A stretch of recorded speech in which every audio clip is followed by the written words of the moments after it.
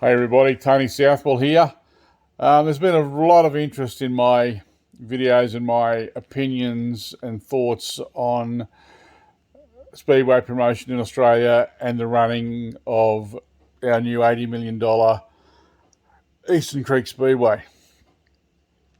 I have had more inbox messages on my Facebook account for this than I've ever had for anything in my entire time on Facebook. I've had literally well over 100 people message me and want to talk to me about my comments. And every single message I've had has been supporting what I've had to say.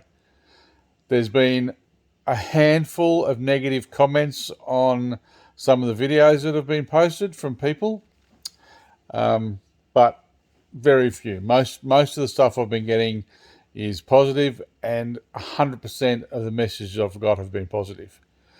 I've had messages from Sprintcar drivers, past and present, high-profile Sprintcar drivers, past and present, sedan drivers, past and present, high-profile sedan drivers. I've had messages from people who work at tracks, including Eastern Creek Speedway.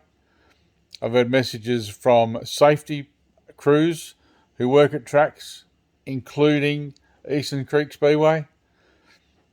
It's been really good. But I have a question. I'm not up on all the rules of sprint car racing. I don't know the ins and outs of the rule book. But my understanding is that it's not a controlled category. I understand it has rules, but it's not a controlled category. So they don't have a controlled tyre, they don't have a controlled exhaust muffler, they don't have controlled any of those things where you have to use a specific brand when you're racing in the 410 class or the wingless for that matter. There's no rule in the sprint car book that says you have to run certain brands of tyres or any equipment.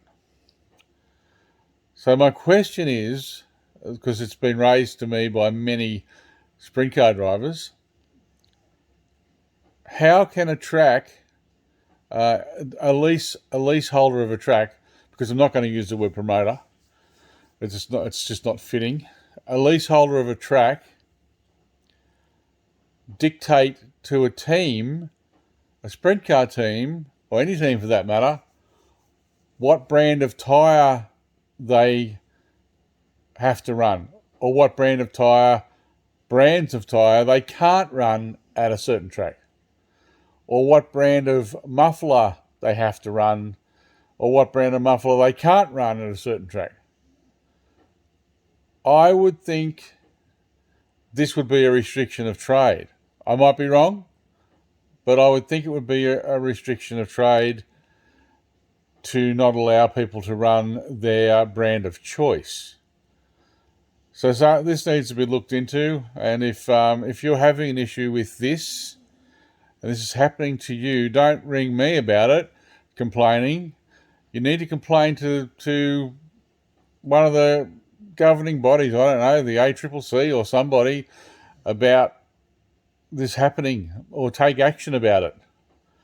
I know that from the messages I've got, there's an issue with complaining with certain track leaseholders that they just take immediate childish, vindictive action and ban you from competing or ban you from their social media pages. And this has been an ongoing issue for many, many people, and being bullied by certain track leaseholders. This isn't reasonable behaviour, and you guys should stand up for yourselves and do something about it. I do understand the frustration and not wanting to put your racing at risk and being banned, because I've been a few guys have told me they've been banned for speaking up or for doing something even at other venues that certain track holders don't like from their venue. So it's time for you to get together and speak up. There shouldn't be a monopoly on a tyre supplier. There shouldn't be a monopoly on a muffler supplier. This is wrong, and it is. I'm pretty sure it'll be a restriction of trade.